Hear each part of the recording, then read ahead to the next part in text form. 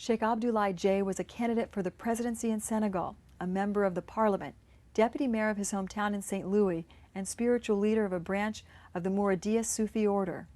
Though he was a devout Muslim, people of different faiths, including rabbis, considered him their teacher. Sheikh Abdoulaye Diye's exemplars were all of the divinely sent messengers and saints of all religions. His closest companion in spirit, though, was Sheikh Ahmadou Bamba. It was perhaps one of Sheikh Diye's greatest desires for more people to learn of Sheikh Ahmadou Bamba's cultural and spiritual legacy and the significance his universal message and nonviolent struggle has for attaining peace in the world today.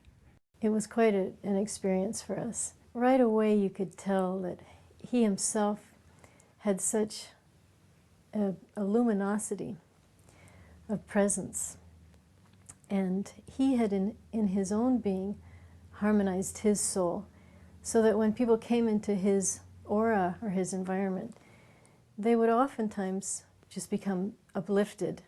And if they came with any sort of doubt or skepticism, they would always leave with a feeling of joy and a big smile on their faces. This was so common. We saw this a lot with Sheikh Dieye.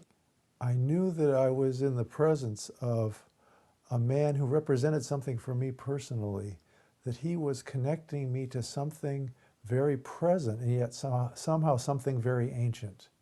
Like something bigger than me, but something that I was really a part of.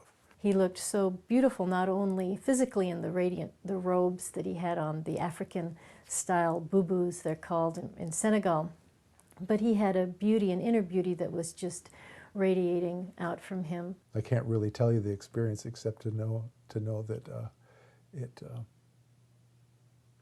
it was profound for me, truly. People on their own came to the conclusion that this was a man of God and a holy man, and they even included this in the headline in the newspaper or on the television news.